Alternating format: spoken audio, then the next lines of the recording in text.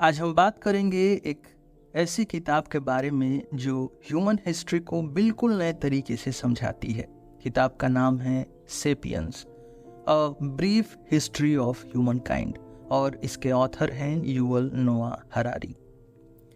ये किताब एक सफ़र है जो हमें इंसानी इतिहास के हजारों सालों की यात्रा पर ले जाती है। इस सफ़र में हम देखते हैं कि कैसे एक आम से प्राणी होमो सेपियंस दुनिया के सबसे पावरफुल और डोमिनेंट स्पीसीज बन गए।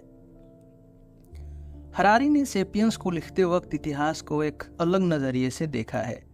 हम अक्सर इतिहास को तारीखों, राजाओं और लड़ाइयों के रूप में देखते हैं, लेकिन हरारी ने इस किताब में इंसानों के विकास को समझने के लिए बहुत यूनिक अप्रोच लिया है। ये किताब सिर्फ फैक्ट्स नहीं देती, बल्कि डीपर क्वेश्चंस पूछती है। हम कैसे ऐसे बन गए, हमारी सोच, हमारी समझ और हमारी दुनिया कैसे इवॉल्व हुई। युवल नोआ हरारी एक इजरायली हिस्टोरियन और प्रोफेसर हैं जो मेनली वर्ल्ड हिस्ट्री और ह्यूमन इवोल्यूशन पर काम करते हैं। उन्होंने ऑक्सफोर्ड यूनिवर्सिटी से अपनी डॉक्टरेट डिग्री हासिल की है और उनके रिसर्च का मेन फोकस ये है कि कैसे हमारी स्पीसीज यानी होमो सेपियंस इतनी तेज तरक्की कर गई। हरारी का इंटरेस्ट सिर्फ हिस्ट्री में नहीं है, वो फ्यूचर और प्रेजेंट को भी समझाने का प्रयास करते हैं। उनकी अप्रोच काफ़ी इंटरडिसिप्लिनरी है, जिसमें वो हिस्ट्री के साथ साथ साइंस, फिलॉसफी और सोशियोलॉजी का भी इस्तेमाल करते हैं। हरारी एक हिस्टोरियन होने के साथ एक फिलोसोफर भी हैं। वो सिर्फ हमारी पास्ट अचीवमेंट्स पर फोकस नहीं करते, बल्कि वो आज के समय के चैलेंजिंग सवालों का भी जवाब ढूंढने की कोशिश करते हैं। जैसे, क्या हम आज ज़्यादा खुश हैं जितना हज़ारों साल पहले थे? क्या टेक्नोलॉजी और साइंस से हमारे जीवन में असली सुख और शांति आई है? इन क्वेश्चंस को समझने के लिए हरारी हमारे पास्ट पर रोशनी डालते हैं। सेपियंस की खासियत ये है कि ये हमारे एग्जिस्टेंस के हर पहलू को एक्सप्लोर करती है। ये किताब हमारे 2.5 मिलियन साल पुराने पास्ट को लेकर आज तक के प्रेजेंट और पॉसिबल फ्यूचर को कनेक्ट करती है। हरारी इस किताब में 3 बड़े रिवॉल्यूशंस की बात करते हैं: कॉग्निटिव रिवॉल्यूशन, एग्रीकल्चरल रिवॉल्यूशन और साइंटिफिक रिवॉल्यूशन। इन तीनों रिवॉल्यूशंस के जरिए वो बताते हैं कि इंसान का विकास कैसे हुआ, कैसे हमने अपनी दुनिया को ट्रांसफॉर्म किया और कैसे हम आगे जाकर अपना फ्यूचर बना सकते हैं।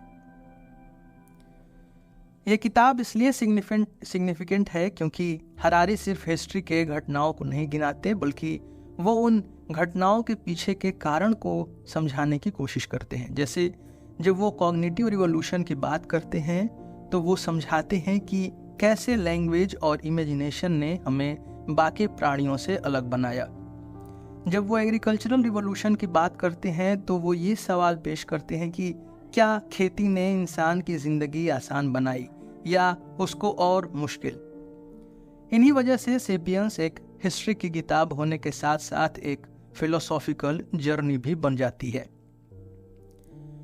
हरारी की एक बड़ी अचीवमेंट ये है कि वो कॉम्प्लेक्स आइडियाज़ को एकदम सिंपल और समझने लायक भाषा में पेश करते हैं।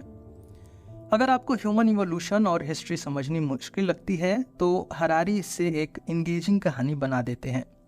आपको लगेगा कि आप एक हिस्ट्री क्लास नहीं बल्कि एक इंटरेस्टिंग कन्वर्सेशन का हिस्सा हैं। इस किताब का एक और इम्पॉर्टेंट एस्पेक्ट ये है कि हमें एक न्यू पर्सपेक्टिव देती है अपनी पोजीशन समझने का।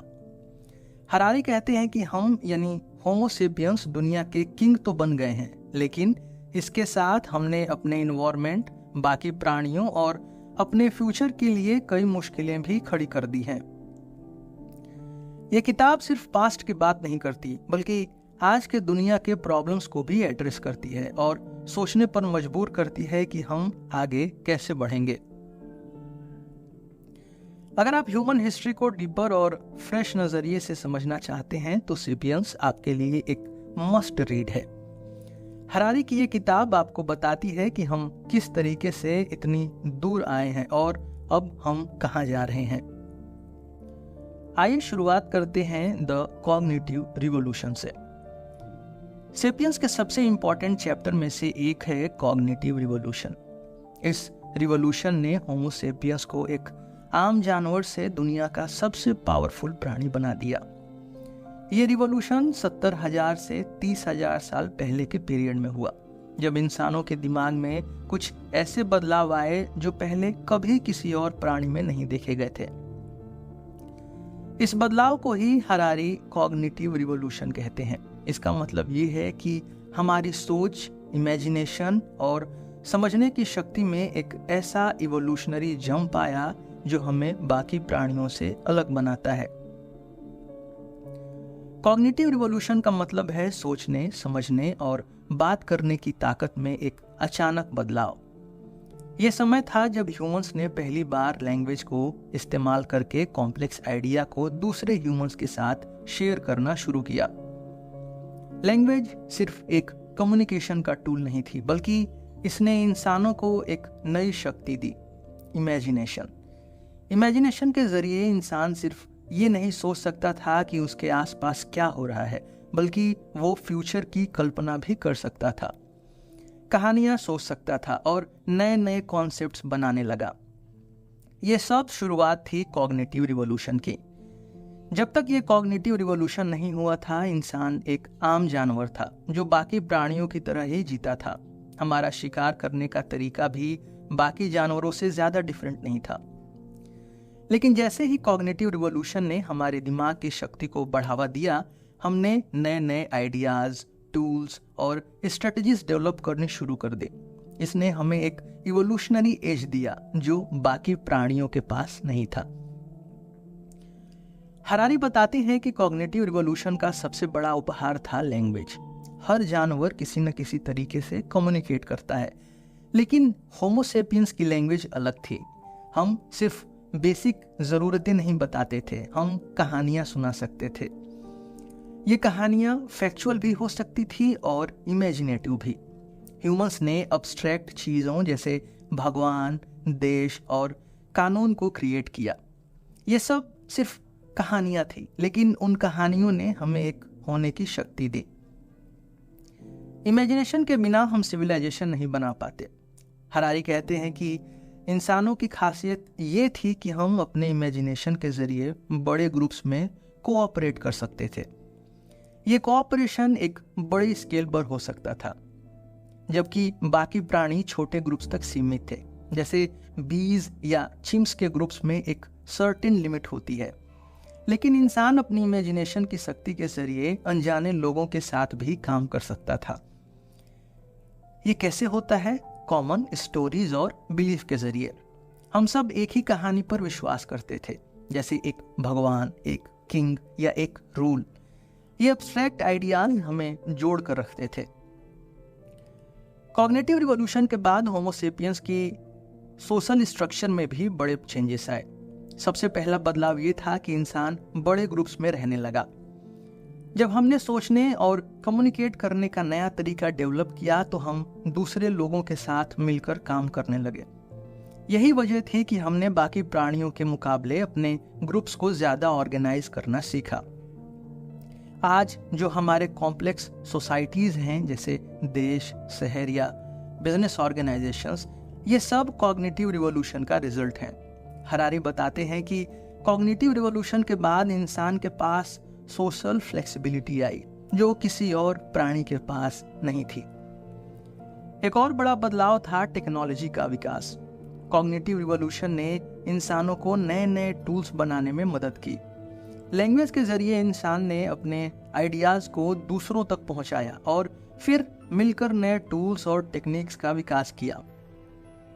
इस समय के टूल्स के एग्जाम्पल्स में स्टोन टूल्स, फायर को कंट्रोल करना और पहले वेपन्स का विकास शामिल है। ये सारी चीजें इंसान को और ज्यादा पावरफुल बनाने लगी। इंसान ने अपने एनवायरनमेंट को मैनिपुलेट करना शुरू किया, अपने आसपास के जानवरों को कंट्रोल करना शुरू किया और धीरे धीरे इंसान दुनिया का डोमिनेंट स्पीशीज बन गया। कॉग्निटिव रिवॉल्यूशन के बाद एक सबसे बड़ा बदलाव ये था कि ह्यूमंस ने अपनी दुनिया को डोमिनेट करना शुरू किया। ये रिवॉल्यूशन से पहले हम अपनी सर्वाइवल के लिए बाकी जानवरों पर डिपेंडेंट थे, लेकिन इसके बाद हम अपने रिसोर्सेज को कंट्रोल करने लगे। हमने नए नए तरीके ढूंढे ताकि हम ज्यादा खाना उगा सकें और अपनी प्रोटेक्शन के लिए नए वेपन्स बनाए। हरारी एक इंटरेस्टिंग एग्जाम्पल देते हैं होमोसेपियंस के और निएंडरथाल्स के बीच का। निएंडरथाल्स भी हमारे ही जैसे जानवर थे, लेकिन उनका एक्सटिंक्शन हो गया। कॉग्निटिव रिवॉल्यूशन के बाद होमोसेपियंस का नेटवर्क ज्यादा स्ट्रांग हो गया, जबकि निएंडरथाल्स छोटे छोटे ग्रुप्स में सीमित रहे।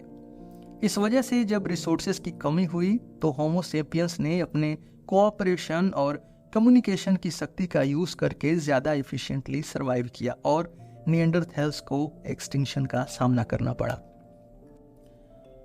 यही कॉग्निटिव रिवॉल्यूशन का इम्पैक्ट था। हमें दूसरे प्राणियों पर एक इवोल्यूशनरी एडवांटेज मिला, जिसमें हमने रिसोर्सेज के लिए उनका कंपटीशन खत्म कर दिया। कॉग्निटिव रिवॉल्यूशन ने हमें बाकी प्राणियों से अलग इसलिए बनाया क्योंकि हमने अपनी सोच को बियॉन्ड बेसिक नीड्स इवॉल्व किया। हरारी ये बताते हैं कि बाकी जानवर अपनी बेसिक नीड्स के हिसाब से जीते हैं, जैसे खाना ढूंढना, अपने आप को प्रोटेक्ट करना और अपनी स्पीसीज को बढ़ावा देना। लेकिन होमोसेपियंस ने सोचने की शक्ति के जरिए अपनी दुनिया को नए तरीके से देखा। अगर बेसिक लेवल पे देखा जाए तो बाकी प्राणियों के कंपैरिजन में ह्यूमंस की सोच एक नेक्स्ट लेवल पर थी। ह्यूमंस ने अपने आसपास की दुनिया के बेसिक रूल्स को समझने की शक्ति डेवलप की। ये बस सर्वाइवल से रिलेटेड नहीं था, बल्कि कैसे नए आइडियाज बनाए जा सकते हैं, नए कॉन्सेप्ट्स डेवलप किए जा सकते हैं और कैसे हम नए तरीके से अपने एनवायरनमेंट को कंट्रोल कर सकते हैं, इसके बारे में था। इस वजह से हमने सिविलाइजेशन, टेक्नोलॉजी और सोशल स्ट्रक्चर्स का विकास किया। कॉग्निटिव रिवॉल्यूशन ने इंसान को दुनिया का सबसे ज्यादा इन्फ्लुएंशियल प्राणी बनाया। इसने हमें अपने रिसोर्सेज को कंट्रोल करने, कॉम्प्लेक्स सोसाइटीज बनाने और अपने इमेजिनेशन को रियलिटी में बदलने का पावर दिया। कॉग्निटिव रिवॉल्यूशन के बाद ह्यूमन हिस्ट्री में एक और बड़ा टर्निंग पॉइंट आया, द एग्रीकल्चरल रिवॉल्यूशन। ये एक ऐसी रिवॉल्यूशन थी जिसने हमारी सोसाइटी, हमारा जीवन और पूरे दुनिया का ढांचा ही बदल दिया। हरारी कहते हैं कि एग्रीकल्चरल रिवॉल्यूशन के बाद से ह्यूमंस ने अपनी जिंदगी के तरीके में एक ड्रेस्टिक चेंज किया। हंटर गैदरर्स से जो जंगल में घूमो और जो मिले उस पर गुजारा करो के लाइफस्टाइल से निकलकर ह्यूमंस एक जगह सेटल होने लगे और खुद अपना खाना उगाने लगे। पर इस रिवॉल्यूशन का इम्पैक्ट इतना सिंपल नहीं था। इस ट्रांजिशन के साथ साथ ह्यूमंस ने नए चैलेंजेस और प्रॉब्लम्स को भी फेस किया। एग्रीकल्चरल रिवॉल्यूशन का मतलब है वो पीरियड जब ह्यूमंस ने जंगल में घूमकर खाना ढूंढने के बजाय एक जगह पर सेटल होकर फार्मिंग शुरू की। ये करीब 10,000 साल पहले शुरू हुई थी, जब लोग समझने लगे कि पेड़ पौधों को किस तरह से उगाया जा सकता है और एनिमल्स को डोमेस्टिकेट करना कैसे संभव है। हंटर गैदरर लाइफ में इंसान अपने आहार के लिए प्रकृति पर निर्भर था। जो फ्रूट्स, नट्स और एनिमल्स मिले वही खाया जाता था। लेकिन जैसे ही फार्मिंग का आइडिया सामने आया, इंसान अपने खाने को कंट्रोल करने लगा। एग्रीकल्चर का मतलब ये था कि ह्यूमंस ने पहली बार अपने एनवायरनमेंट को मैनिपुलेट करना सीखा और हम जंगल में घूमकर खाना ढूंढने के बजाय अपनी जमीन पर क्रॉप्स उगाने लगे। ह्यूमंस ने सीड्स को प्लांट करना, क्रॉप्स को पानी देना और हार्वेस्ट करना सीखा। इसका फायदा ये था कि अब हमारे पास एक रिलायबल फूड सोर्स था और हमें रोज खाना नहीं ढूंढना पड़ता था। हंटर गैदरर लाइफ में इंसान कॉन्स्टेंटली मूव करता रहता था। उसका जीवन डिपेंडेंट था कि एक एरिया में रिसोर्सेस कितने अवेलेबल हैं। जब रिसोर्सेस कम पड़ जाते तो लोग दूसरी जगह चले जाते, यानी हंटर गैदरर सोसाइटीज ज्यादा मोबाइल और छोटी होती थी। लेकिन जैसे ही एग्रीकल्चरल रिवॉल्यूशन आया, ह्यूमंस ने एक जगह सेटल होना शुरू किया। परमानेंट सेटलमेंट्स का कॉन्सेप्ट इसी पीरियड से आया। फार्मिंग का एक बेनिफिट ये था कि अब इंसान को बार बार जगह बदलने की ज़रूरत नहीं थी। क्रॉप साइकिल के अनुसार ह्यूमंस ने अपने जीवन का पैटर्न सेट कर दिया। हार्वेस्ट सीजन के दौरान क्रॉप्स को उगाया जाता और फिर उसको स्टोर करके बाकी साल के लिए खाना इकट्ठा किया जाता। यह सबसे पहली बार था जब ह्यूमंस ने फूड का सरप्लस बनाना शुरू किया। सरप्लस फूड का मतलब था कि कुछ लोग फार्मिंग के अलावा दूसरे काम करने के लिए फ्री हो गए, जैसे कि टूल्स बनाना, पॉटरीज बनाना या नए इन्वेंशंस करना। इसका नतीजा ये हुआ कि स्पेशलाइजेशन का विकास हुआ। पर इस ट्रांजिशन के साथ साथ कुछ ड्रॉबैक्स भी आए। हंटर गैदरर सोसाइटीज में ह्यूमंस ज्यादा फिजिकली एक्टिव और डाइवर्स डाइट पर रहते थे, लेकिन एग्रीकल्चर ने उन्हें एक ही जगह और एक स्पेसिफिक डाइट तक सीमित कर दिया। हरारी कहते हैं कि एग्रीकल्चरल रिवॉल्यूशन ने इंसानों की जिंदगी को बदल तो दिया, लेकिन ये सब कुछ पॉजिटिव नहीं था। एग्रीकल्चर के कुछ फायदे थे, जैसे ह्यूमंस को एक जगह बेस बनाने का मौका मिला, जिसमें बड़े बड़े शहर और विलेजेस का विकास शुरू हुआ। जब ज्यादा क्रॉप्स उगाई जाने लगी तो इंसानों के पास फूड का सरप्लस होने लगा। इससे आने वाले टफ टाइम्स के लिए फूड स्टोर किया जा सकता था। जब फूड सरप्लस में होने लगा तो सबको फार्मिंग करने की जरूरत नहीं थी। इस वजह से लोग अलग अलग स्किल्स को डेवलप करने लगे, जैसे pottery, weaving, metal working etc। इससे सिविलाइजेशन का विकास हुआ। लेकिन एग्रीकल्चर के कुछ नुकसान भी थे जो हंटर गैदरर लाइफ में नहीं थे। जब इंसान एक जगह सेटल होने लगा तो उसने अपनी जमीन को एक एसेट की तरह देखना शुरू किया। इसने प्रॉपर्टी और वेल्थ का कॉन्सेप्ट इंट्रोड्यूस किया। अब लोग जमीन के लिए लड़ने लगे और जमीन की ओनरशिप से ही सोशल हायरार्कीज और इनइक्वालिटी शुरू हुई। जब इंसान एक जगह सेटल होने लगा और बड़े ग्रुप्स में रहने लगा तो डिजीजेस का भी विकास हुआ। पहले हंटर गैदरर ग्रुप्स छोटे होते थे जिसमें डिजीजेस ज्यादा नहीं फैलती थी, लेकिन सेटल्ड सोसाइटीज में लोगों के पास डोमेस्टिकेटेड एनिमल्स थे और एक जगह पर ज्यादा लोग रहने से डिजीजेस को फैलने का मौका मिला। एग्रीकल्चर ने इंसानों के डाइट को स्पेसिफिक क्रॉप्स तक सीमित कर दिया। पहले ह्यूमंस का डाइट डाइवर्स होता था, fruits, meets, nuts, berries etc। लेकिन फार्मिंग सोसाइटीज में लोग एक या दो क्रॉप्स पर डिपेंडेंट हो गए, जैसे वीट, बार्ली या राइस। इससे न्यूट्रिशनल डिफिशियंसी का भी प्रॉब्लम शुरू हुआ। हरारी का एक बोल्ड क्लेम यह है कि फार्मिंग ह्यूमैनिटी का बिगेस्ट फ्रॉड था। यह स्टेटमेंट सुनने में अजीब लगता है क्योंकि हम आज फार्मिंग को एक बड़ी अचीवमेंट के रूप में देखते हैं, लेकिन हरारी ये आर्गू करते हैं कि फार्मिंग ने ह्यूमंस को एक ट्रैप में डाल दिया। पहले हंटर गैदरर्स के पास ज्यादा फ्रीडम थी, वो अपने एनवायरनमेंट के साथ नेचुरल बैलेंस में रहते थे। उनकी डाइट डाइवर्स और हेल्दी थी और उनका जीवन ज्यादा एक्टिव था। लेकिन जैसे ही ह्यूमंस ने फार्मिंग शुरू की, वो जमीन के गुलाम बन गए। ज्यादा से ज्यादा क्रॉप्स उगाने के लिए ज्यादा मेहनत करनी पड़ती थी। हरारी कहते हैं कि फार्मिंग ने ह्यूमंस का जीवन आसान बनाने के बजाय उन्हें हार्ड लेबर की एक साइकिल में डाल दिया। फार्मिंग का दूसरा ड्रॉबैक था सोशल इनइक्वालिटी। जब जमीन का कॉन्सेप्ट आया तो कुछ लोगों के पास ज्यादा जमीन थी और कुछ के पास बिल्कुल नहीं थे। इस वजह से सोसाइटी में रिच और पुअर का गैप आना शुरू हुआ। पहले हंटर गैदरर्स में ऐसा नहीं था, लेकिन फार्मिंग सोसाइटीज में जमीन और रिसोर्सेज का कंट्रोल कुछ लोगों के पास सीमित हो गया। एग्रीकल्चरल रिवॉल्यूशन के बाद एक एवरेज ह्यूमंस का जीवन काफी बदल गया। हंटर गैदरर लाइफ में इंसान नेचुरल इन्वायरमेंट में सरवाइव करता था, लेकिन फार्मिंग के बाद इंसान का जीवन जमीन और क्रॉप्स के आसपास घूमने लगा। पहले लोग अपने एनवायरनमेंट के हिसाब से जीते थे, लेकिन अब उनका पूरा ध्यान अपनी क्रॉप्स को प्रोटेक्ट करने और ज्यादा फूड प्रोड्यूस करने पर था। पहले ह्यूमंस एक मोबाइल लाइफ जीते थे, लेकिन एग्रीकल्चर के बाद एक जगह पर बस जाना जरूरी हो गया। इससे विलेजेस और सिटीज का विकास हुआ, जिसमें इंसान एक कॉम्प्लेक्स सोसाइटी में रहने लगा। लेकिन इस कॉम्प्लेक्स सोसाइटी के साथ साथ नए प्रॉब्लम्स भी आए, जैसे प्रॉपर्टी डिस्प्यूट्स, डिजीजेस और इनइक्वालिटी। एक टिपिकल फार्मर का दिन हार्ड लेबर से भरपूर होता था। उसे अपने क्रॉप्स की देखभाल करनी होती थी, उन्हें पानी देना, वीड्स को हटाना और फिर हार्वेस्ट करना होता था।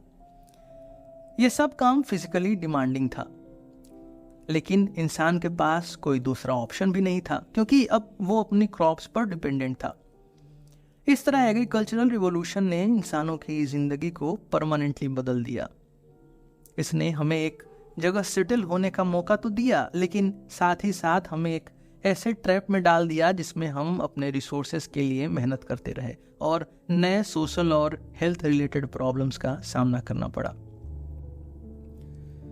एग्रीकल्चरल रिवॉल्यूशन के बाद इंसानों की सोसाइटी का स्ट्रक्चर बदल गया था, लेकिन एक और बड़ा चेंज आया जब अलग अलग सोसाइटीज ने एक दूसरे से इंटरेक्ट करना शुरू किया।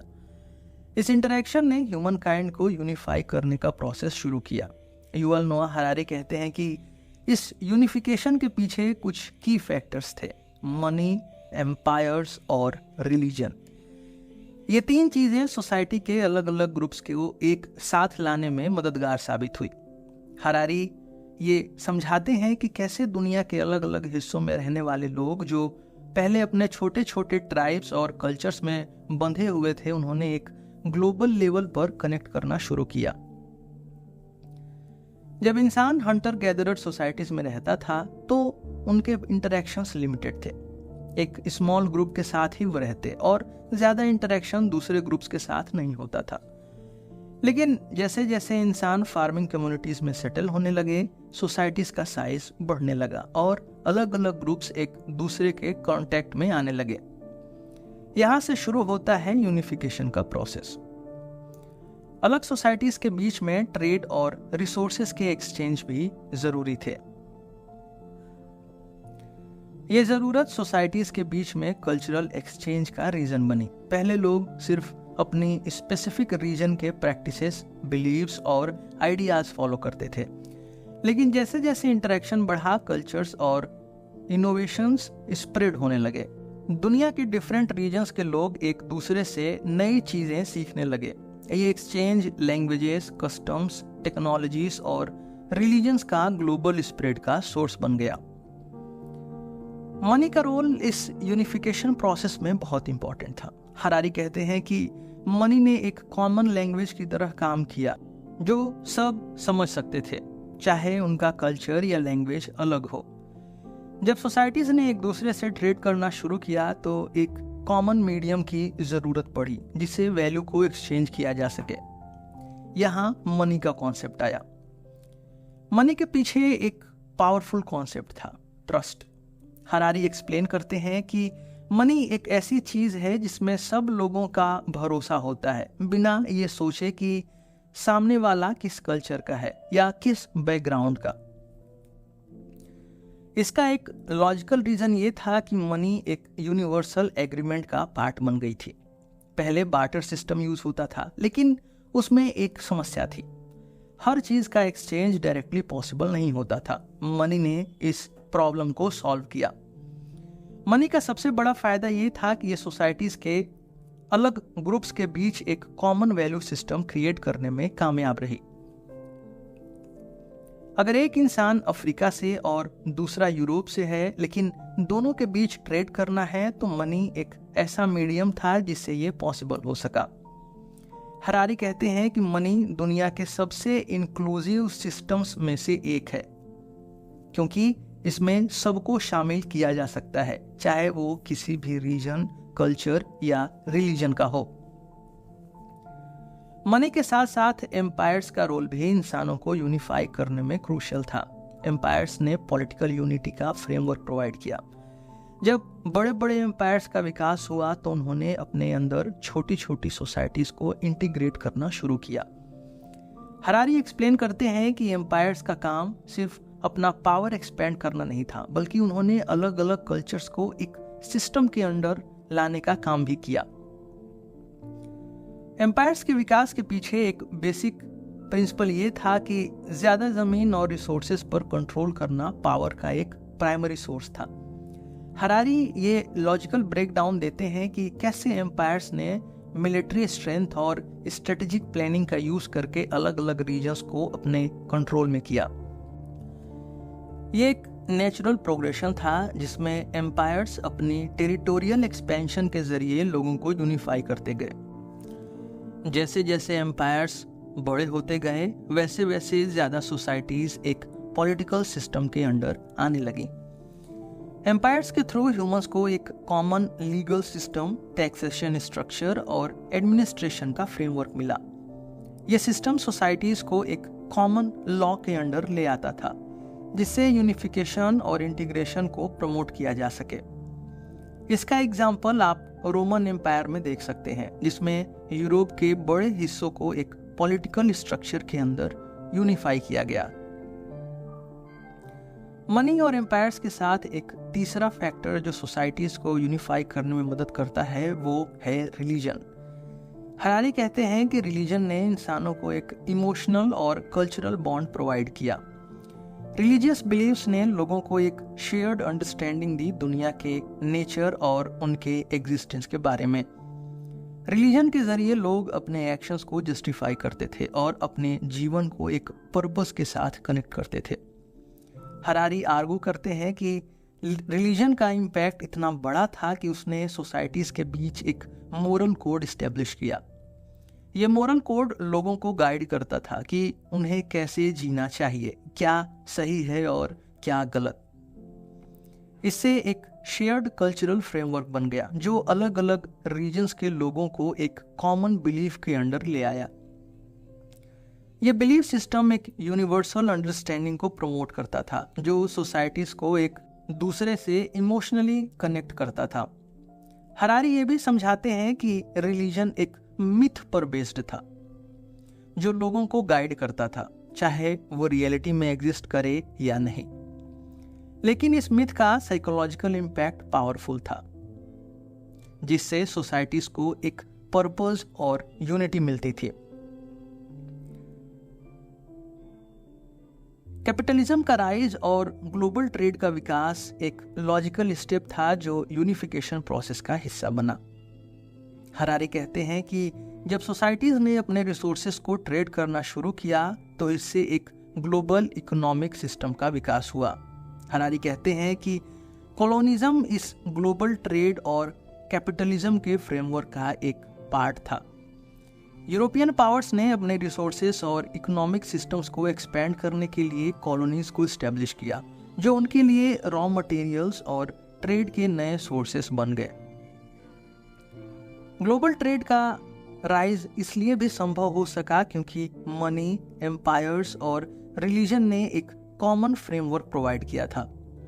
ट्रेड ने कल्चर्स, आइडियाज और इनोवेशंस को एक दूसरे से कनेक्ट कर दिया।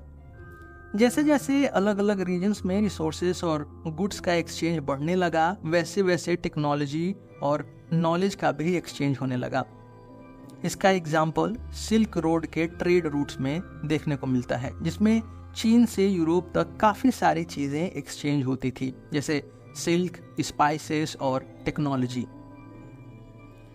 कैपिटलिज्म ने इस ग्लोबल ट्रेड को और आगे बढ़ाया। हरारी एक्सप्लेन करते हैं कि कैपिटलिज्म का फर्स्ट प्रिंसिपल एक सिंपल लॉजिक पर बेस्ड था, प्रॉफिट और इन्वेस्टमेंट का कॉन्सेप्ट पे। जब लोगों ने रिसोर्सेज को इन्वेस्ट करके प्रॉफिट बनाना शुरू किया तो इकोनॉमीज का विकास और फास्ट होने लगा। ग्लोबल ट्रेड ने इस प्रोसेस को और एक्सिलरेट किया।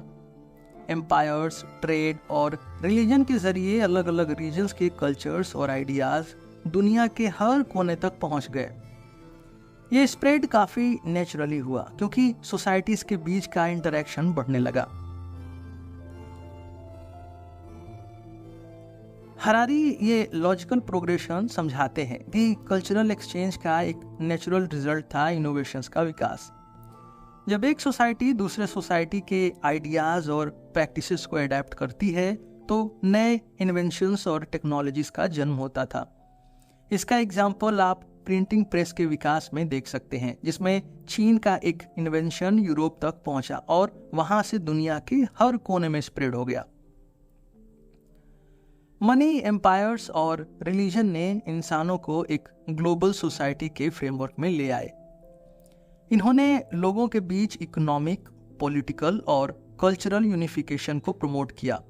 हरारी कहते हैं कि इन चीज़ों के बिना दुनिया आज जो ग्लोबलाइज्ड सोसाइटी है वो संभव नहीं होती।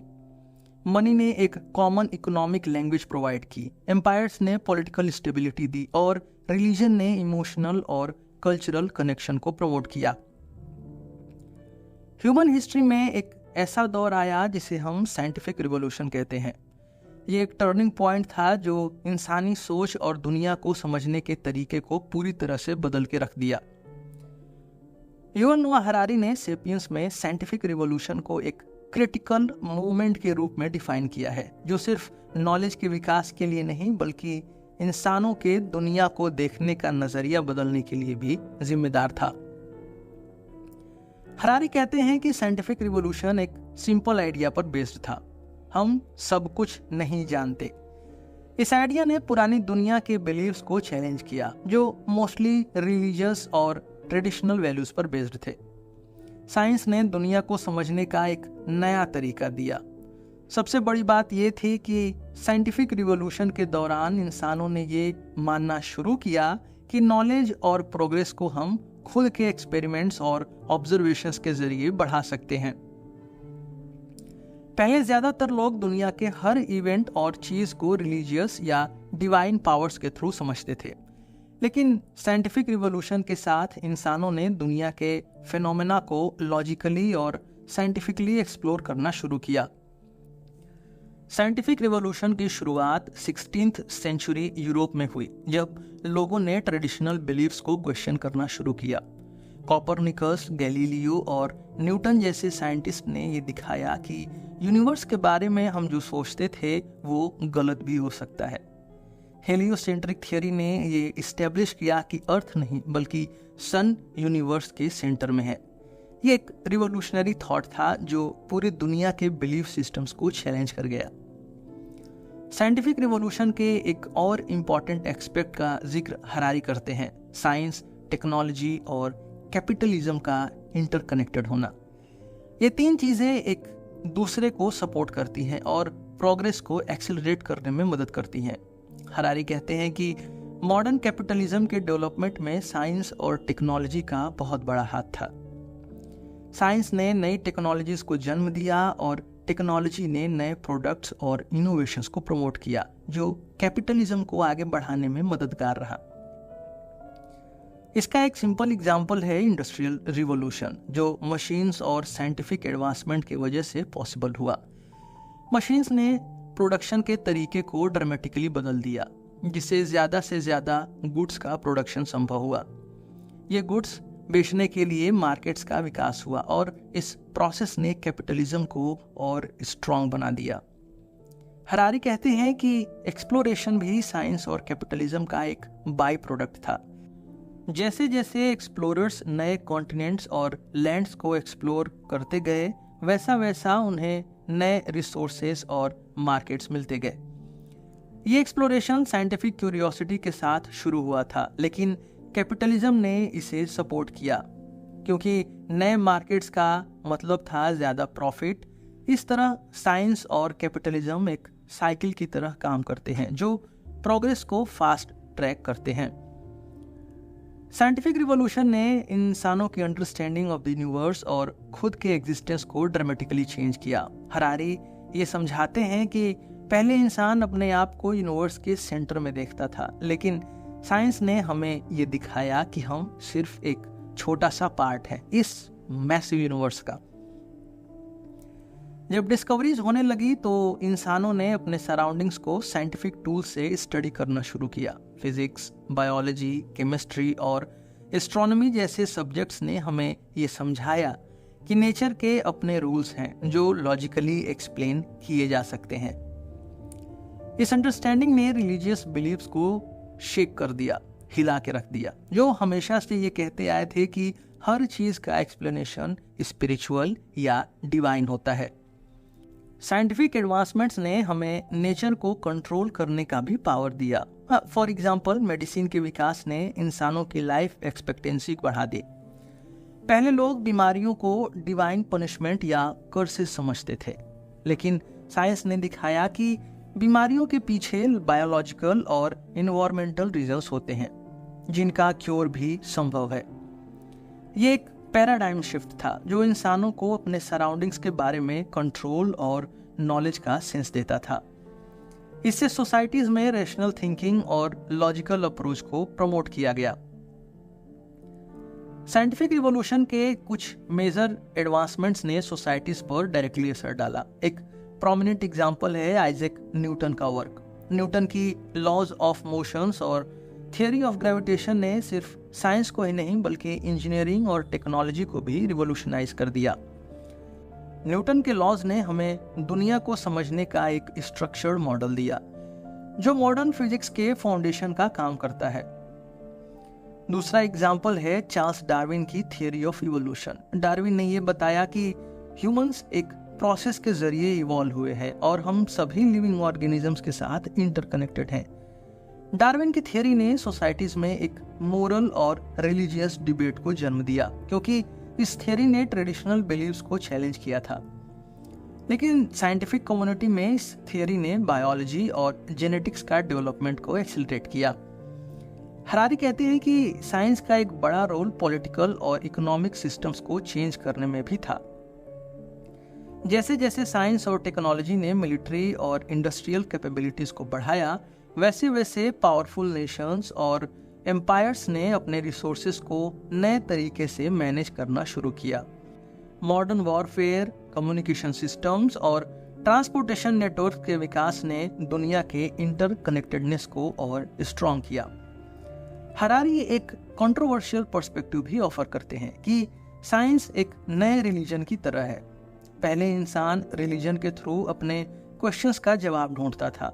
हम कहाँ से आए हैं, हमारा पर्पस क्या है और यूनिवर्स का स्ट्रक्चर क्या है। लेकिन साइंस ने ये रोल ग्रेजुअली टेक ओवर कर लिया।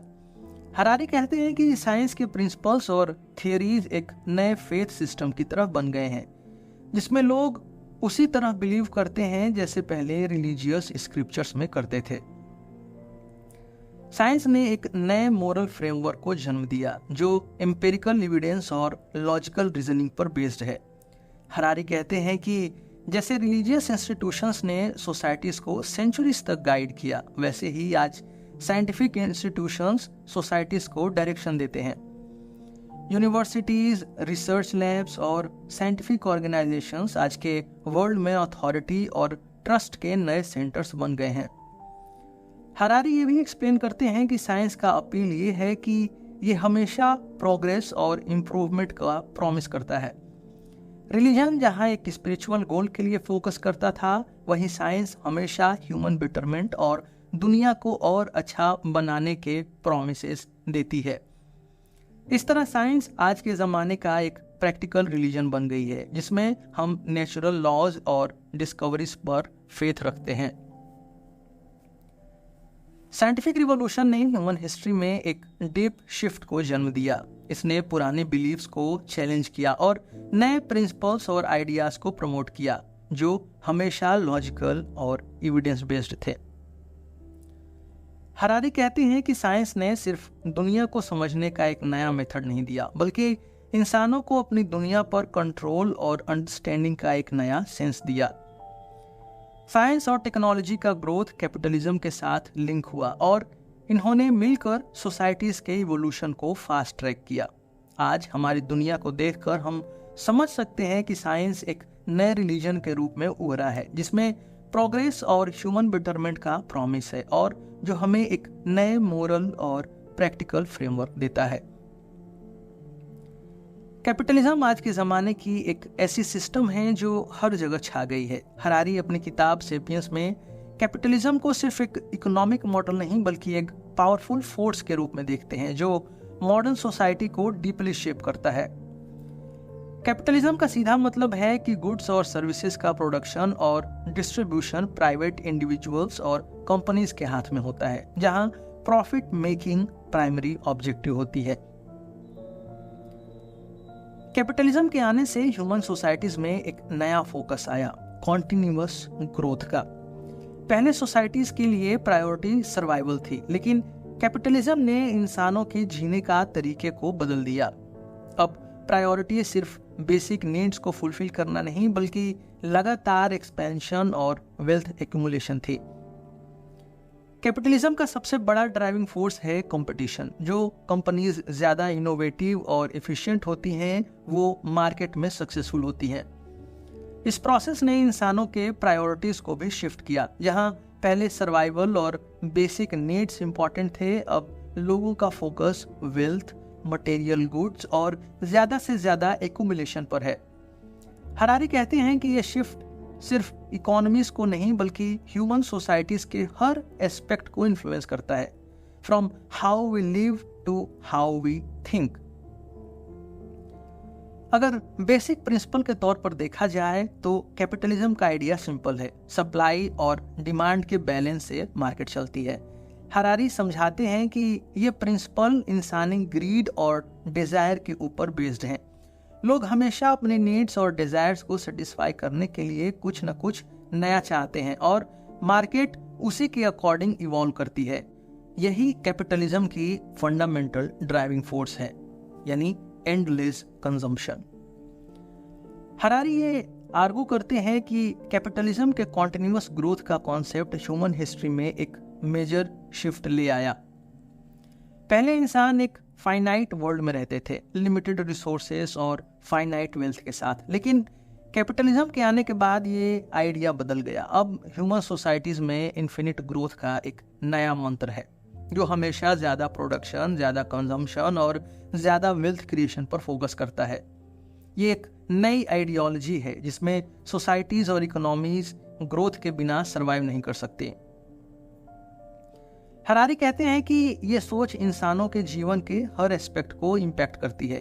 कैसे हम अपना काम देखते हैं, कैसे हम अपने जीवन के गोल्स सेट करते हैं और कैसे हम अपनी दुनिया को समझते हैं।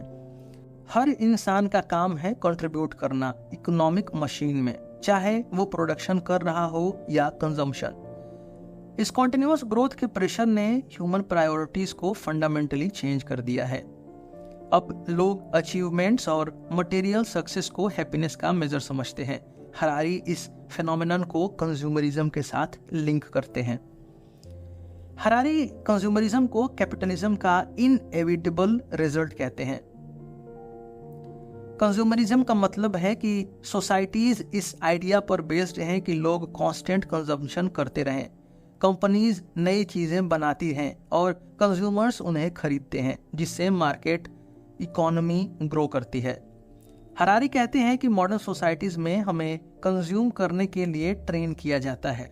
एडवर्टाइजमेंट, मार्केटिंग और ब्रांडिंग के जरिए कंपनीज हमारे डिजायर्स को मैनिपुलेट करती हैं और हमें ये सोचने पर मजबूर करती हैं कि हमारी खुशी का रास्ता ज़्यादा से ज़्यादा चीज़ें खरीदने से होकर गुजरता है। सिंपल एग्जाम्पल के रूप में आप मोबाइल फ़ोन को देख सकते हैं। कंपनीज हर साल नए मॉडल्स लॉन्च करती है और हमें लगता है कि हमारे पास लेटेस्ट फ़ोन होना चाहिए, चाहे पुराना फ़ोन परफेक्टली काम कर रहा हो। ये कैपिटलिस्ट इकोनॉमी का फंडामेंटल प्रिंसिपल है। अगर लोग चीज़ें नहीं खरीदेंगे तो मार्केट रुक जाएगी। हरारी कहते हैं कि कंज्यूमरिज्म ने हमारे हैप्पीनेस के कॉन्सेप्ट को भी रिडिफाइन कर दिया है। आज के ज़माने में ज़्यादा से ज़्यादा पोजेशंस और वेल्थ को खुशी के साथ डायरेक्टली लिंक किया जाता है, लेकिन स्टडीज़ ये दिखाती हैं कि मटेरियल वेल्थ और रियल हैप्पीनेस के बीच में कोई डायरेक्ट संबंध नहीं है। कंज्यूमरिज्म का एक और एस्पेक्ट हरारी हाईलाइट करते हैं, ह्यूमन डिजायर्स का एक्सप्लॉयटेशन। कंपनीज और बिजनेसेस कंज्यूमर्स के डिजायर्स को एक्सप्लॉयट करते हैं, उन्हें ये सोचने पर मजबूर करते हैं कि उन्हें नए और बेहतरीन प्रोडक्ट्स चाहिए, चाहे उनकी रियल ज़रूरत हो या ना हो। ये कैपिटलिस्ट इकोनॉमी का बेसिक प्रिंसिपल है कि लोगों को खरीदने के लिए इंसेंटिवाइज किया जाए। ये कॉन्टिन्यूअस कंजम्पशन का प्रेशर सिर्फ इंडिविजुअल्स पर नहीं बल्कि इन्वायरमेंट और ग्लोबल रिसोर्सेज पर भी असर डालता है। नेचुरल रिसोर्सेज का ओवर एक्सप्लॉयटेशन हो रहा है क्योंकि प्रोडक्शन का साइकिल कभी रुकता नहीं। हरारी कहते हैं कि ये कैपिटलिस्ट मॉडल का एक मेजर ड्रॉबैक है। एंडलेस ग्रोथ का गोल सस्टेनेबल नहीं है और ये दुनिया के इकोलॉजिकल बैलेंस को डिसरप्ट करता है। हरारी अपने एनालिसिस में ये पॉइंट करते हैं कि कैपिटलिज्म और कंज्यूमरिज्म का असर लॉन्ग टर्म हैप्पीनेस पर नेगेटिव भी हो सकता है। ज़्यादा वेल्थ और पोजीशंस का प्रॉमिस हमेशा फुलफिल नहीं होता। स्टडीज़ ये दिखाती हैं कि एक सर्टेन पॉइंट के बाद वेल्थ और हैप्पीनेस के बीच कोरिलेशन वीक हो जाता है। हरारी कहते हैं कि इंसान के लिए रियल हैप्पीनेस और फुलफिलमेंट का सोर्स एक्सटर्नल मटेरियल सक्सेस नहीं बल्कि इंटरनल साइकोलॉजिकल वेलबीइंग है। इस कॉन्सेप्ट को समझाने के लिए एक सिंपल एनालॉजी ली जा सकती है, हेडोनिक ट्रेडमिल। इस एनालॉजी में कहा जाता है कि जैसे ही एक इंसान अपनी एक डिज़ायर को फुलफिल करता है, उसकी खुशी टेम्पोरेरीली बढ़ती है, लेकिन कुछ समय बाद वो सेम लेवल ऑफ हैप्पीनेस को फिर से एक्सपीरियंस करने के लिए एक नई डिज़ायर डेवलप करता है। इस तरह इंसान एक कांस्टेंट साइकिल में फंसे रहते हैं जहां वो अपनी खुशी को चेस करते हैं लेकिन कभी परमानेंटली अटेन नहीं करते। हरारी कहते हैं कि कैपिटलिज्म का ये मॉडल इंसान को एक एंडलेस साइकिल में डाल देता है जहां सेटिस्फैक्शन और हैप्पीनेस एक मूविंग टारगेट बन जाता है। कैपिटलिज्म ने दुनिया को मॉडर्नाइज किया, इनोवेशन को फ्यूल किया और सोसाइटीज को बदल दिया, लेकिन इसके साथ कंज्यूमरिज्म ने इंसानों के हैप्पीनेस के परसेप्शन को डीपली इम्पैक्ट किया है। हरारी कहते हैं कि कंज्यूमरिज्म ने इंसानों को लगातार कंजम्पशन का स्लेव बना दिया है और इंसानों के लॉन्ग टर्म हैप्पीनेस और सेटिस्फैक्शन को अंडरमाइन किया है।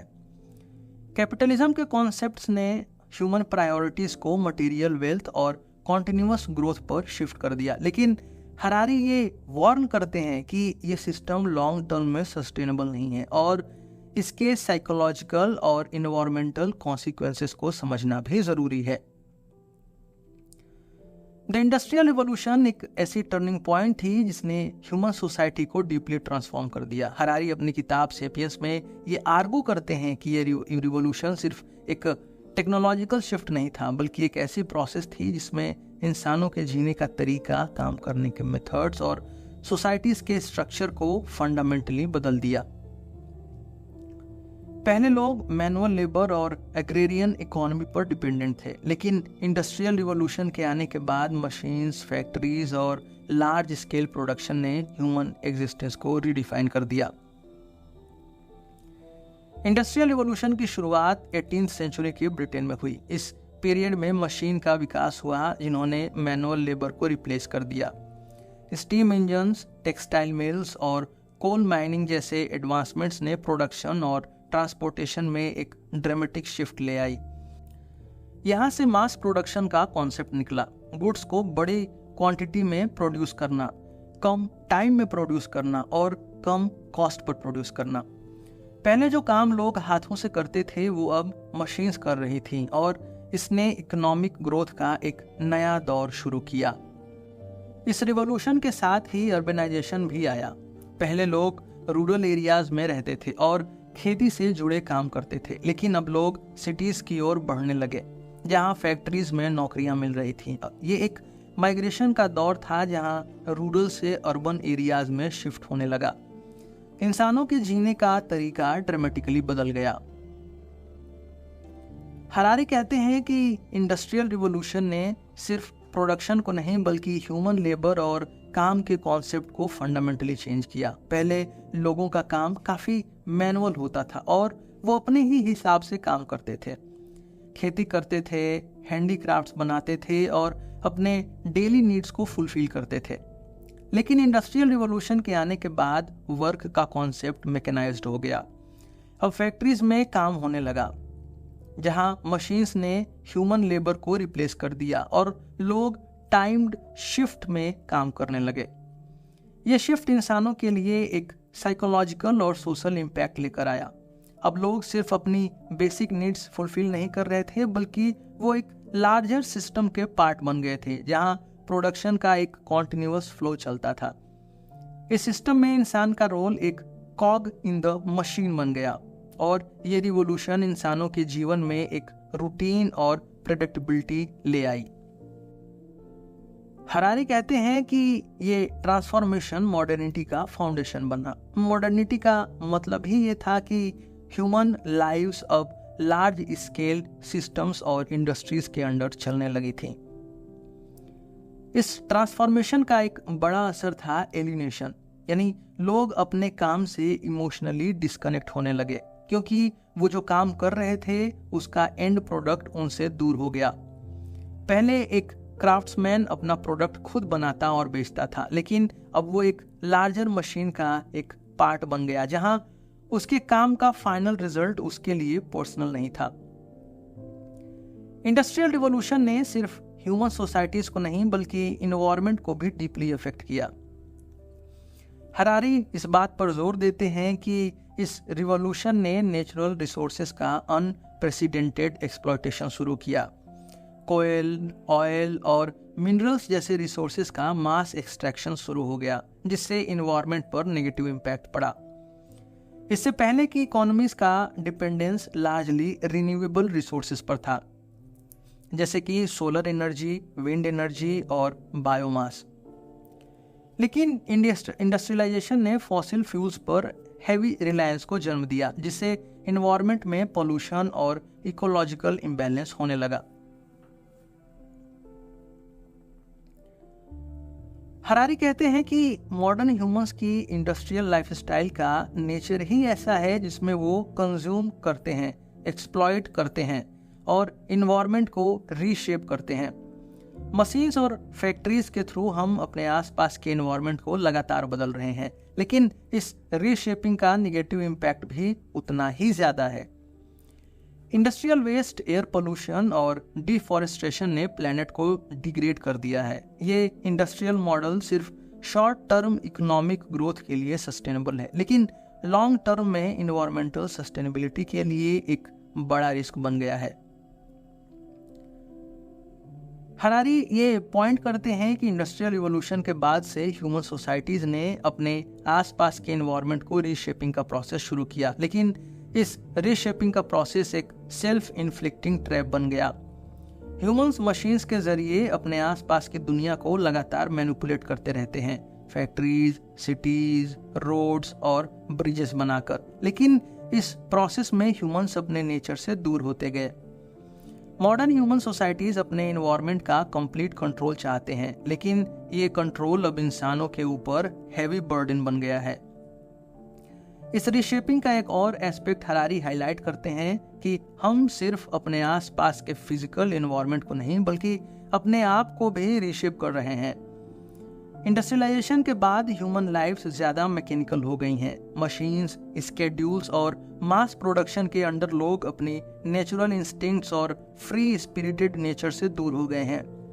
ह्यूमन लाइफ्स अब लार्जली स्ट्रक्चर्ड और मैकेनाइज्ड हो चुकी हैं। इंडस्ट्रियल रिवॉल्यूशन ने ह्यूमन सोसाइटी का कंप्लीट ट्रांसफॉर्मेशन किया। हरारी कहते हैं कि ये रिवॉल्यूशन ने ह्यूमन वर्क, प्रोडक्शन और लाइफ स्टाइल्स को फंडामेंटली चेंज कर दिया। मशीन्स ने मैनुअल लेबर को रिप्लेस किया और ह्यूमन सोसाइटीज को स्ट्रक्चर्ड और प्रेडिक्टेबल सिस्टम्स में डाल दिया। ये रिवॉल्यूशन ने न सिर्फ ह्यूमन वर्क को रिशेप किया बल्कि हमारे एनवायरनमेंट पर भी डीप इम्पैक्ट्स छोड़े। इंडस्ट्रियलाइजेशन का प्रोसेस अब हमारे आसपास की दुनिया को और खुद ह्यूमंस को भी कॉन्टिन्यूसली रीशेप कर रहा है।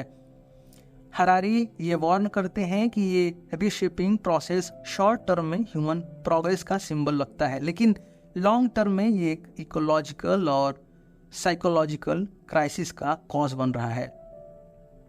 इंडस्ट्रियल रिवॉल्यूशन ने मॉडर्निटी का फाउंडेशन बनाया, लेकिन इस रिवॉल्यूशन का डीपर इम्पैक्ट ह्यूमन वेलबीइंग और एनवायरमेंटल सस्टेनेबिलिटी पर क्वेश्चन मार्क खड़े करता है। युवल नोआ हरारी अपनी किताब सेपियंस के अंत में एक बोल्ड और थॉट प्रोवोकिंग क्वेश्चन रेज करते हैं। ह्यूमैनिटी का फ्यूचर क्या होगा? क्या होमो सेपियंस, जो अब तक के इवोल्यूशन के विनर्स रहे हैं, फ्यूचर में भी ऐसे ही डोमिनेट करेंगे या फिर हम खुद को एक नए इवोल्यूशनरी स्टेज में डालने वाले हैं? हरारी कहते हैं कि ह्यूमन स्पीसीज का फ्यूचर बायोटेक्नोलॉजी, आर्टिफिशियल इंटेलिजेंस और जेनेटिक इंजीनियरिंग जैसे फील्ड्स के हैंड्स में है और ये टेक्नोलॉजीज हमें अपने इवोल्यूशन को कंट्रोल करने का अनप्रेसिडेंटेड पावर देती हैं। पर इसके साथ ही कुछ बहुत सिग्निफिकेंट इथिकल चैलेंजेस भी उठते हैं। हरारी कहते हैं कि होमो सेपियंस अब एक ऐसे पॉइंट पर पहुंच चुके हैं जहां वो सिर्फ नेचर के रूल्स के अकॉर्डिंग इवॉल्व नहीं हो रहे। पहले इवोल्यूशन स्लो था और नेचुरल सिलेक्शन के जरिए होता था। जो स्पीसीज इन्वायरमेंट के हिसाब से अडेप्ट कर पाती थी वही सरवाइव करती थी। लेकिन अब इंसान ने साइंस और टेक्नोलॉजी के जरिए अपनी इवोल्यूशन को कंट्रोल करना शुरू कर दिया है। हम अपने बायोलॉजिकल लिमिट्स को क्रॉस कर रहे हैं।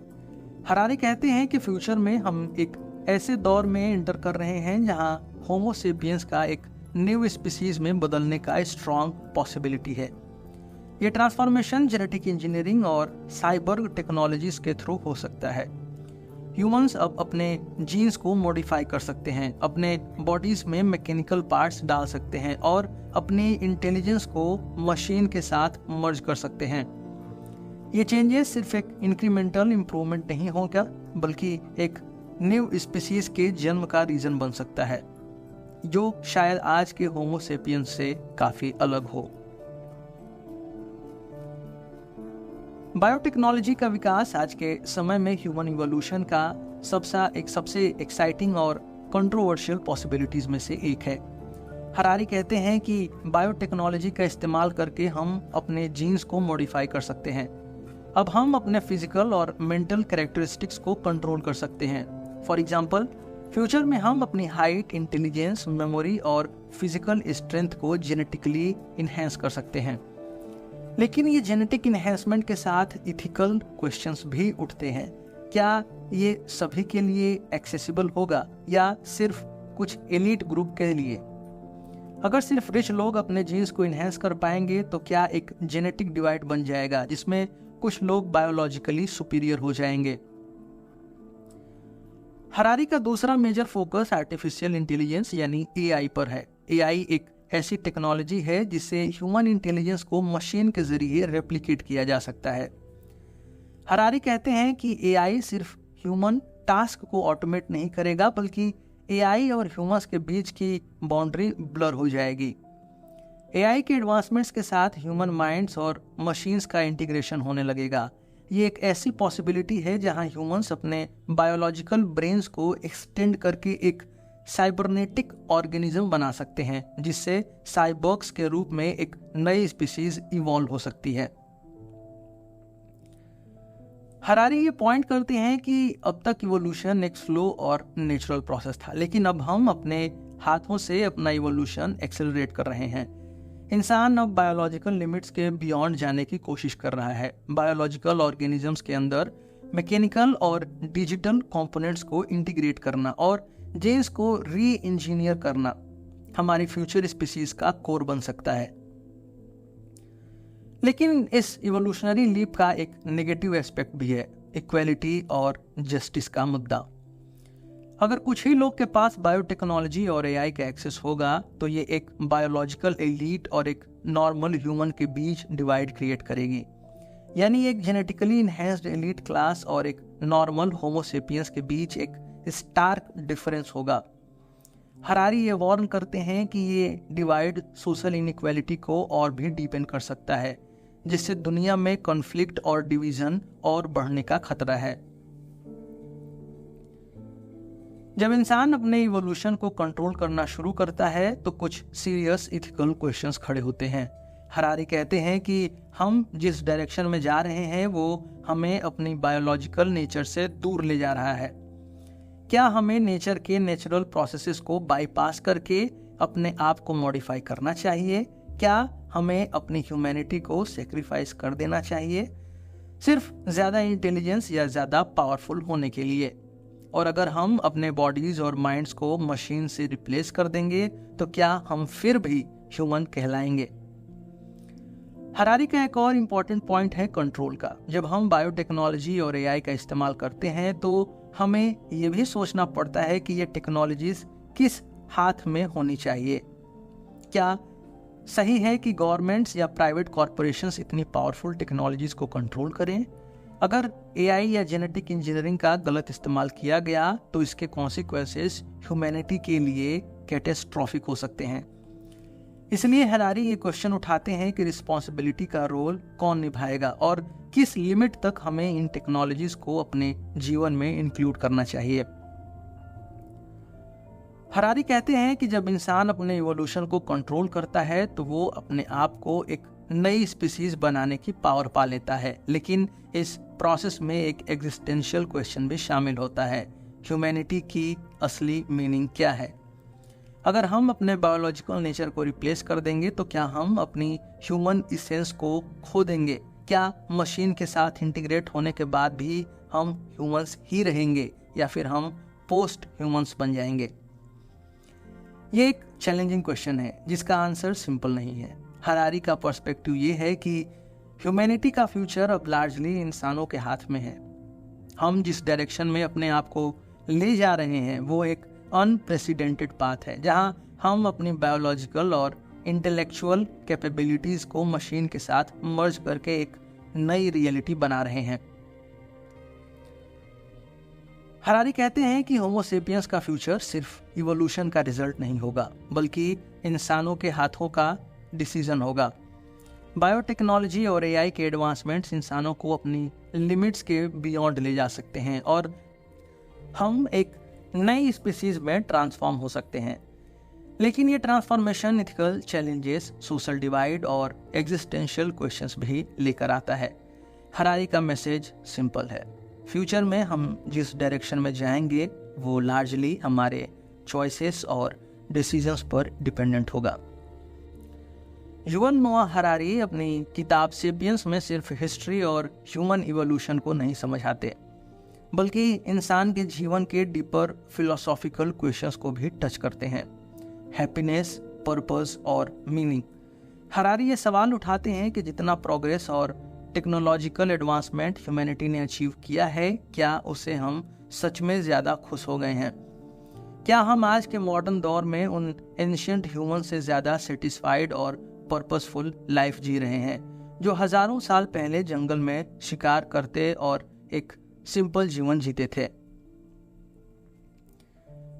हरारी ये क्वेश्चन डायरेक्टली पूछते हैं, क्या आज का इंसान पुराने समय के इंसान से ज्यादा खुश है? आज के मॉडर्न ह्यूमंस के पास टेक्नोलॉजी, हेल्थ केयर, लग्जरी और कंफर्ट्स हैं जो हजारों साल पहले का इंसान सोच भी नहीं सकता था। पर ये सब के होने के बावजूद हरारी कहते हैं कि हैप्पीनेस का लेवल शायद उतना बढ़ा नहीं जितना हम समझते हैं। हरारी के नज़रिए से देखा जाए तो हैप्पीनेस का कनेक्शन सिर्फ मटेरियल पोजीशन, प्रोग्रेस और इकोनॉमिक ग्रोथ से नहीं होता। भले ही मॉडर्न ह्यूमंस के पास मशीन्स हैं जो काम आसान करती हैं, मेडिसिन्स हैं जो बीमारियों को रोक लेती हैं और कम्युनिकेशन टूल्स हैं जो पूरी दुनिया को कनेक्ट करते हैं, लेकिन इसके बावजूद लोग अपने आप को लोनली, स्ट्रेस्ड और डिसकनेक्टेड महसूस करते हैं। इसलिए हरारी कहते हैं कि आज का इंसान शायद पुराने ज़माने के हंटर गैदरर से ज़्यादा खुश नहीं है। उन एंशिएंट ह्यूमंस का जीवन फिजिकली चैलेंजिंग था, पर वो अपनी कम्युनिटी के साथ डीपली कनेक्टेड थे और उन्हें अपने सर्वाइवल में एक डायरेक्ट पर्पस दिखाई देता था। हरारी ये भी आर्गू करते हैं कि मॉडर्न ह्यूमंस को अपनी एक्सपेक्टेशंस के चक्कर में भी हैप्पीनेस से कॉम्प्रोमाइज़ करना पड़ता है।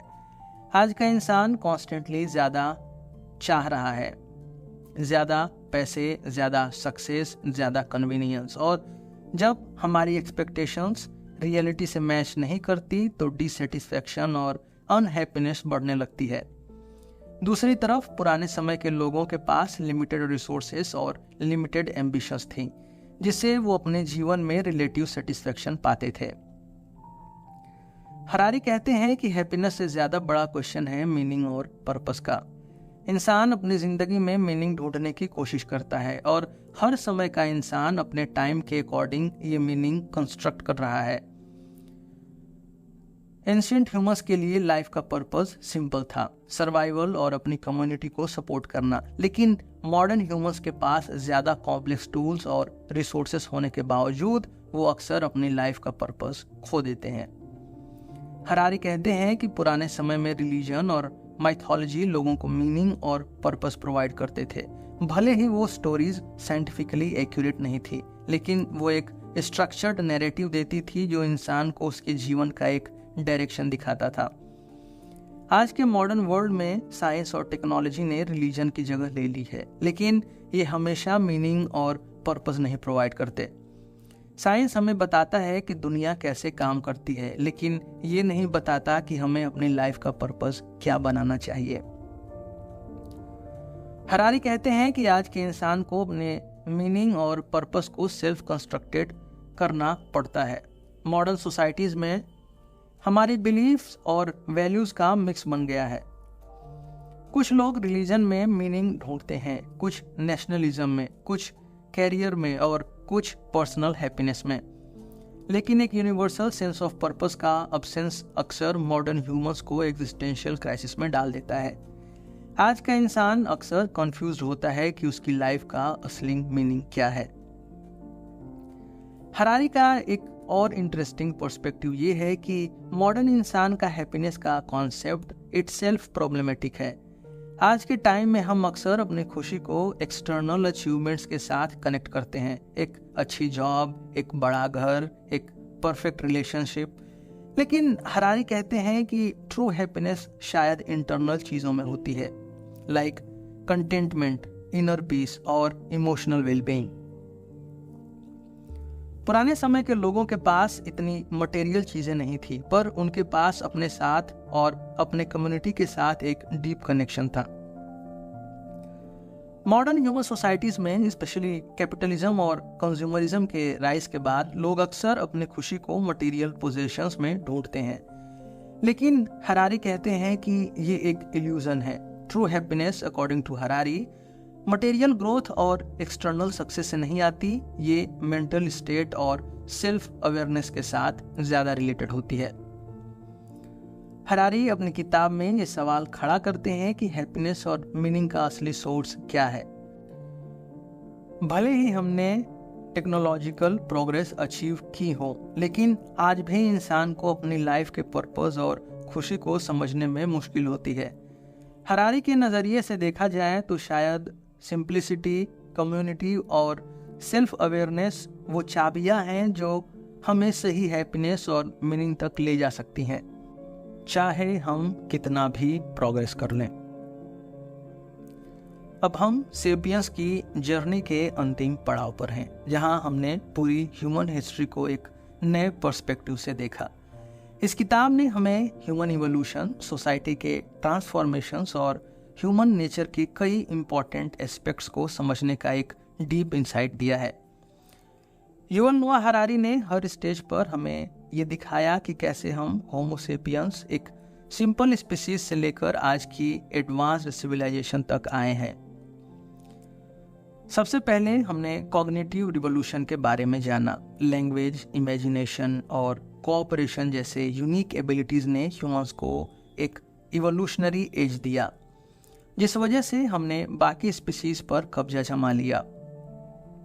कॉग्निटिव रिवोल्यूशन के थ्रू हमने कॉम्प्लेक्स सोसाइटीज और कल्चर्स डेवलप किए, जिसमें आइडियाज और इमेजिनेशन का इम्पोर्टेंस सबसे ज़्यादा था।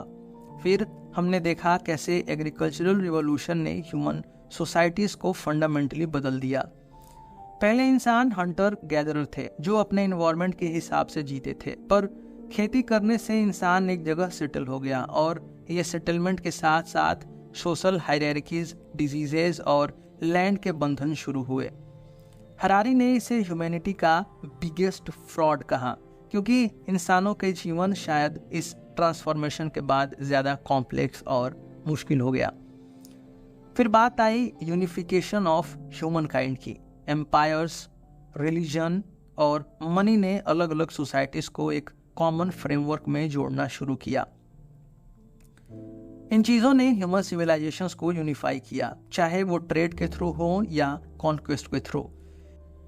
ये ग्लोबल सिस्टम्स के राइज के साथ ही मॉडर्न कैपिटलिज्म, कॉलोनियलिज्म और ग्लोबल ट्रेड ने अपना आकार लिया। साइंटिफिक रिवॉल्यूशन ने हमें समझाया कि कैसे साइंस, टेक्नोलॉजी और कैपिटलिज्म का एक इंटरकनेक्टेड वेब ने पूरी दुनिया को बदल दिया। हरारी कहते हैं कि साइंस आज के टाइम की एक न्यू रिलीजन बन चुका है। हमने इस रिवॉल्यूशन के थ्रू अपने यूनिवर्स, नेचर और खुद को भी डीपली समझना शुरू किया। फिर हमने कैपिटलिज्म और कंज्यूमरिज्म को समझा। कैपिटलिज्म ने इकोनॉमिक ग्रोथ को सोसाइटी का मेन ड्राइवर बना दिया, लेकिन हरारी कहते हैं कि कैपिटलिज्म के साथ एक कल्चरल शिफ्ट भी आई, जहां इंसान कॉन्टिन्यूअस ग्रोथ और कंज्यूमरिज्म के साइकिल में फंस गया। इंसान अपने खुशी और मीनिंग को मटेरियल सक्सेस से जोड़ने लगा, जो एक एंडलेस साइकिल बन गई। इंडस्ट्रियल रिवॉल्यूशन के बाद इंसानों ने मशीन्स और टेक्नोलॉजी के थ्रू अपने एनवायरनमेंट को ड्रेस्टिकली बदल दिया। इंडस्ट्रियलाइजेशन ने वर्क पैटर्न्स, लाइफस्टाइल्स और प्रोडक्शन को रीडिफाइन किया, पर इसके साथ ही एनवायरनमेंट और रिसोर्सेज पर भी एक हैवी इम्पैक्ट आया, जिसमें इंसान अपनी दुनिया को रीशेप करता गया। हरारी का मेन मैसेज ये है कि ह्यूमन हिस्ट्री एक डायनामिक और कॉम्प्लेक्स प्रोसेस है, जिसमें कई चीज़ें इंटरकनेक्टेड हैं, बायोलॉजी, कल्चर, टेक्नोलॉजी और इकोनॉमीज। हमने हर रिवॉल्यूशन के साथ अपने जीवन में प्रोग्रेस तो किया है, पर ये प्रोग्रेस अपनी जगह चैलेंजेस भी लेकर आया है, be it inequality, environmental damage और even existential questions about happiness and purpose. Harari ये कहते हैं कि हमें हिस्ट्री को एक लेंस के थ्रू देखना चाहिए, जिससे हम प्रेजेंट और फ्यूचर को समझ सकें। हिस्ट्री के पैटर्न्स को समझने से हम अपने आने वाले चैलेंजेस को बेटर हैंडल कर सकते हैं, और सबसे इम्पॉर्टेंट बात यह है कि एज होमो सेपियंस हमें अपनी रोल को एक्टिवली रिफ्लेक्ट करना चाहिए in shaping the future. Biotechnology, artificial intelligence और जेनेटिक इंजीनियरिंग जैसे एडवांसमेंट्स ह्यूमैनिटी के नेक्स्ट स्टेप्स को डिफाइन करेंगे, और हमें सोचना होगा कि हम कैसे इस रैपिडली चेंजिंग वर्ल्ड में अपना इथिकल और पर्पसफुल रोल निभाएंगे। आज के लिए बस इतना ही। हम फिर मिलेंगे आपसे एक नए एपिसोड में एक नए बुक के साथ।